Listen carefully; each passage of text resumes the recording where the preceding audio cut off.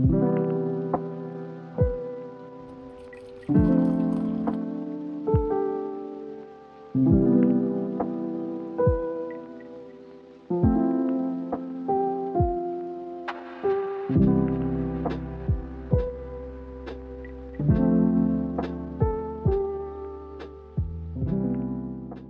everyone, it's Haley. If you've seen the past couple videos, you know that I've been trying to lower my screen time. Today, I have decided to try swapping my screen time for reading. So let's look at the screen time from last week. My daily average last week was 3 hours and 22 minutes, which is pretty good compared to normal, like the week before. It was 6 hours and 24 minutes. And the week before that, it was 8 hours. So I have improved quite a bit. I am seeing that my main culprits are YouTube from my laptop. But if we're looking on my phone, Instagram, which 2 weeks ago and before I was on Instagram all day basically. But last week I was not on Instagram at all during the week. So I don't know why yesterday it was an hour. That's confusing to me. So this week I'm also continuing no social media during the weekdays, which YouTube I don't really count as social media like that unless I'm scrolling.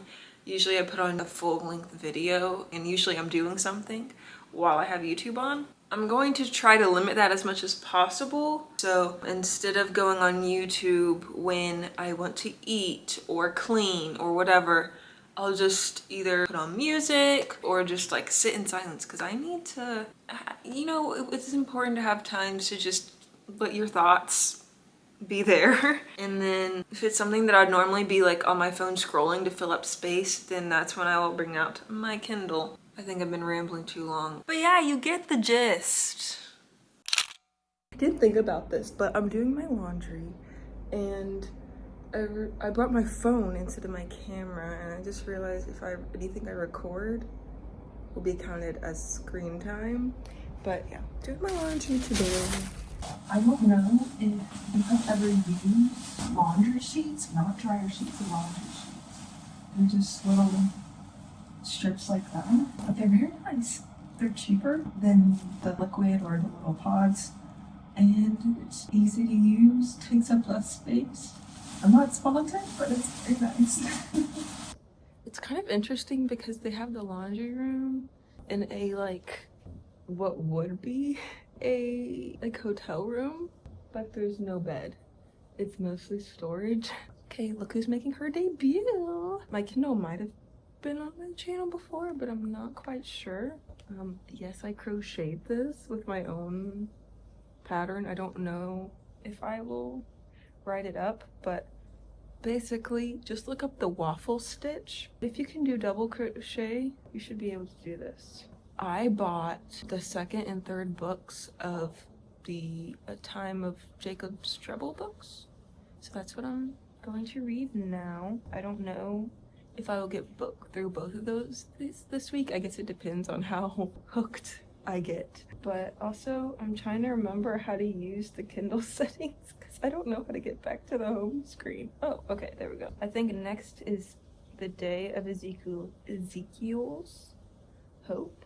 If you don't know, this book series is about the end times. Basically what happens after the rapture. Half of the book is a story, and then the other half is basically commentary. It's called Where in the Word. So after each chapter, she writes a segment about where in the Bible it talks about these things. And it's so interesting, and it's kind of funny. Not funny, but it just shows God's intentionality. Is that when I read the first book, 3 ladies knocked on my door, and they were Church of Christ, and they were trying to convince me of what they believed. And some of what they brought up was in Revelation, and I had just been studying it. So I was able to back up my faith because I was already familiar with it. So that's another reason to get into your word, even if it's a devotional or something. Of course, reading the Word of God itself is powerful and is necessary, but sometimes devotionals and things like that are helpful in deepening our understanding. But yeah, I'm gonna read that now. I've read 2 chapters. My laundry just finished washing. Now it's in the dryer. I don't know how I feel about this so far. I'm remembering in the first book, the story itself was like okay, but I really loved the commentary part. So I gave it 4 stars because I gave the commentary 5 stars and the story 3 stars. I don't know, I feel like her writing isn't very consistent. What I mean by that is that she's good at explaining like events and politics and things like that, but then when it comes to character interactions, it's a little bit like something's missing. I haven't started commentary in this book yet, but if it's anything like the first book, then it's gonna be great. But yeah, there's some parts where I'm like, I just like breeze through, and then somewhere I'm just like, okay, like it seems too vague, you know? Or it seems like, I don't know, like I need more details, it's not flowing. Also, my screen time is already 30 minutes today, and apparently 20 of those minutes was me being on the camera. So when I get back to my room, I'm gonna make sure that I only use my like actual camera and not my phone, so that I can reduce the screen time. I'm back from doing laundry, but I'm having iCloud issues again. It's been a whole thing. I don't feel like describing the issue right now, but I've been trying to figure that out for a week. And once we think we find a solution, then another problem happens. So I'm trying to figure that out now. But instead of being on my phone for a few minutes while I'm waiting for them to get back to me, I'm gonna read. It's picking up. I try not to expect the beginning of a book. Yeah. Oh, here it is. Okay. I've read probably an hour and a half today so far, and I'm getting a little bit bored. I'm invested in the story at this point, so it's better than it was when I was first starting, but I'm just tired of reading and I really want to watch YouTube or something, but I know I should not, so I'm trying to think of any things that I can do instead. Oh, one thing that has helped me is making a list of things I need to do instead of just having like a set out schedule, because I love planning schedules, but I have a hard time following them if it's just me. So what do I need to do? Okay, so I took out the trash. That's checked off the list. I have that I need to make an Instagram post, which doesn't really help my screen time. But I think it's okay if I'm like creating content, as long as I'm not just mindlessly consuming it, because creativity on the screen I think is okay. And then my Google Photos, I need to start trying to figure out that situation. I need to downgrade because we're trying to save money. Let's do that right now. Okay, I'm in a pickle. I really want to watch YouTube while I do my Google Photos. I think reading might be kind of difficult because it might be a lot of back and forth of looking at the screen and looking at that. So I'll try it and see how that goes. And if it's just like too difficult, then I'll put on YouTube. And I've set a limit for myself when transferring photos. I will only spend an hour a day on it.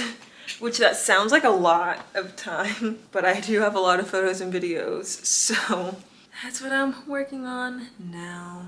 Also, do you have any idea how to make Google Photos keep the correct dates after you export? Because I've been downloading photos onto my computer and it does not save the date. It changes the date to whatever date I downloaded it. So if you have any advice on that, I would love to hear it. But I am trying to stop using Google Photos, and I already have an external hard drive that I can put all my stuff on. I do like Google Photos though, because you have all your stuff in one place and it brings you back memories, and you can like search for a certain like person or a date, or you could search dogs and it would show up all the dog photos you have. I think that's really cool, but I'd rather save money right now at this time in my life. Maybe one day I'll go back, but we'll see.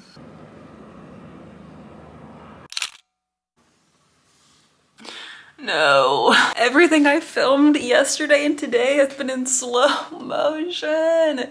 So now I'm gonna have to try to figure out what I was talking about and probably just do a voiceover. I would say you haven't missed much from this morning, but I feel like there's been a lot I was talking about. And I was talking about, first of all, I wanted to recap yesterday.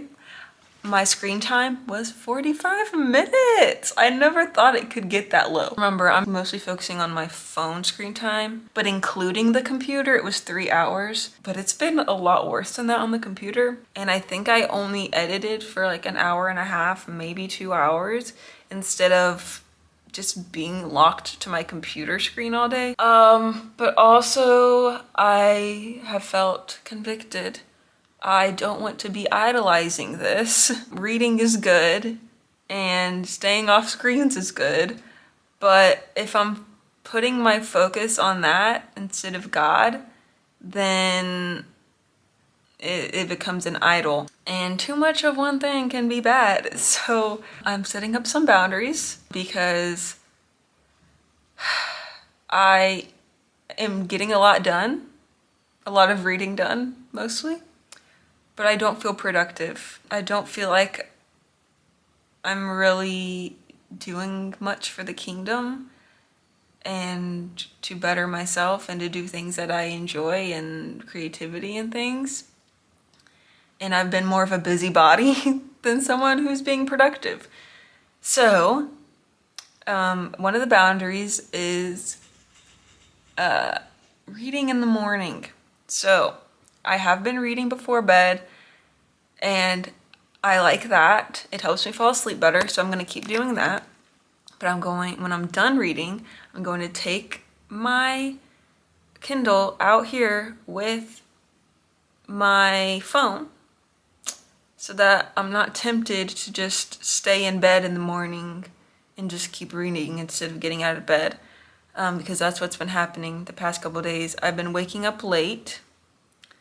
After I make Hayden his coffee early in the morning, I've been going back to sleep and then waking up and reading and then getting my day done, and I feel like I'm wasting a lot of time. And I still want to start my day with reading the Bible. It's still reading, but it's something I was doing anyway. But yeah, I'm going back to how my morning routine was before this challenge. But I am proud of myself for getting my screen time down that low. The Kindle is still a screen technically, but I don't have any physical books here that I can read besides the Bible. Yeah, I've also felt like I just need to ask God what to do with my day and invite him into my day and into my creativity. And I feel like just reading all day has really suppressed my creativity because I'm like, oh, I have to read, that I'm not thinking about anything else. And it's all I'm thinking about is when can I get a moment to read, even though it's not necessarily like, because I'm excited about it, it's just I feel obligated to do it. I do enjoy the book and I enjoy reading, but there needs to be balance. So that's basically what I was talking about this morning, and the fact that I accidentally put salt instead of sugar in my tea this morning.